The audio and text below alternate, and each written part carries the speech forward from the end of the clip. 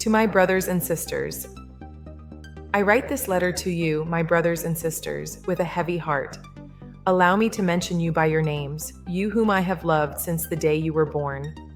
It is my hope that you will listen to me, from the eldest to the youngest, since I am the third born among you. Nyokabi, our eldest, who is married to the doctor, and Juguna, the football player, Wanjiku, who follows me and is at the teacher's college in Nyeri, Kabura, who is studying nursing at Kenyatta University, Kimani, the mechanic in Nairobi, Wanjiku, who is in Form 3 at St. Teresa, Joki, who is in Form 1 at Mwairiri Secondary, and Kainika, who is in Standard 8. Also, to anyone else who is willing to be advised, for grandfather used to tell us that he who loves correction loves knowledge, and grandmother told us that a wise person is one who is teachable. I do not want you to end up like me. Even though I was warned by uncle, dad, mom, grandma, and my aunt from Narok, I did not benefit from their words. It is true what we are taught in school. He who does not hear the elder's advice eventually breaks a leg, and a dying ear does not hear medicine. Listen to these words I am writing to you, trusting they will reach you, read them and understand. If I had the strength, I would have written a copy for each of you, but since I can no longer even walk, I have written this single copy and hidden it in my handbag, hoping you will find it after I am gone, for my days of living are coming to an end. I remember with bitter tears how I was once a beautiful girl, a role model, and a stunning beauty feared by the village boys who were not of the church. My beauty made young men frequent the path by our gate, and others would come to ask for water just so they could get a glimpse of me. I was loved by everyone in the church, and I led the songs so well that I was chosen as the choir mistress. Later, I went to a youth convention in Wanugu, Muranga, and was appointed the national secretary for the church youth. In everything, I had no competition from any other girls. Oh, woe is me! What destroyed me? Remember, if we convened for a meeting at the end of the month, boys and girls wanted us to sing together and spend time together because I was the center of attention. Oh, Father, what did I do?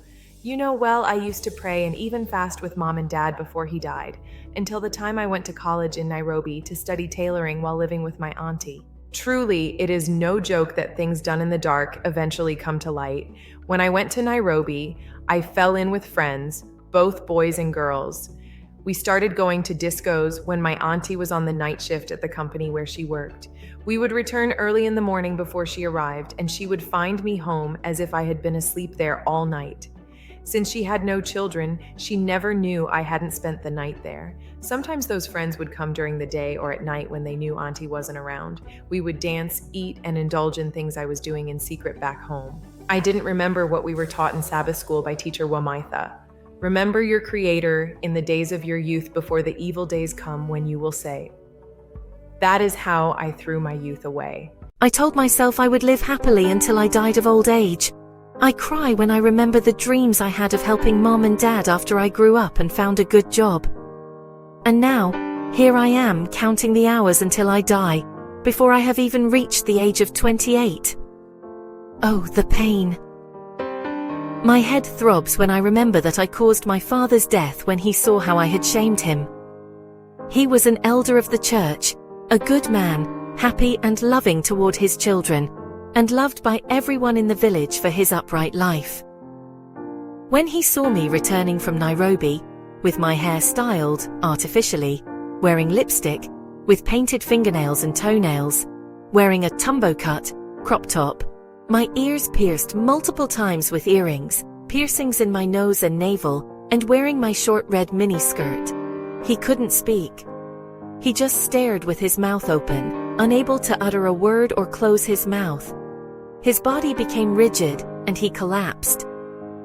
We rushed him to the hospital, but he died while receiving fluids and blood.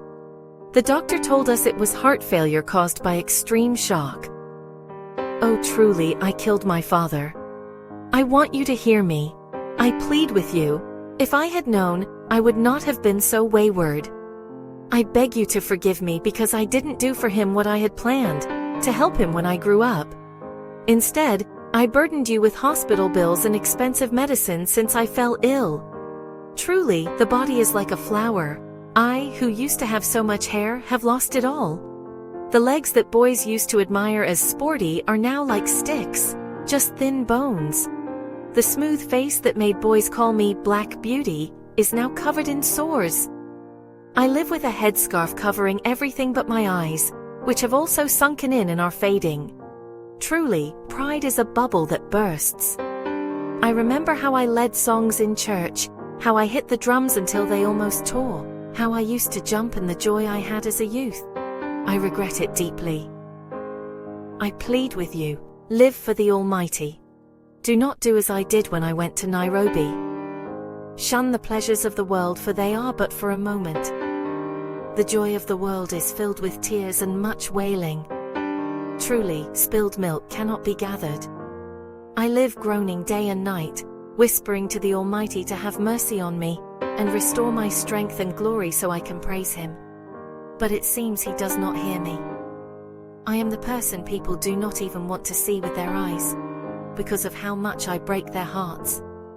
Even you do not want to come where you have kept me in the store. Except for Mom, who brings me food, cleans the toilet for me, and hangs my clothes to dry the blood from the sores that cover my entire body. I wouldn't want you to be like me. Now I am facing death like a dog or a cat of no value, which isn't even remembered after death. Had I restrained myself, feared the Almighty, and respected Mom and Dad, I wouldn't be dying before my time. But now, what can I do? Use your youth to please the Almighty, respect Mom, and you will live many days and find joy in the end. I wish so much that Dad were alive so I could beg his forgiveness, but he died because of me. I have no strength, and my tears have dried up until they are gone. I can only groan with grief and pain, my body trembling from the cold and the pain in my bones. I have prayed to die quickly, but the Almighty is punishing me by adding to my days. But now I see I will not finish 3 days before I breathe my last, and that is why I am forcing myself even where I cannot write, just to leave you word on this paper. I have failed to continue. Stay in peace, stay well. If we fail to meet in Zion, remember me and pray for me to the Almighty. I loved you, but I hated myself. Bye-bye.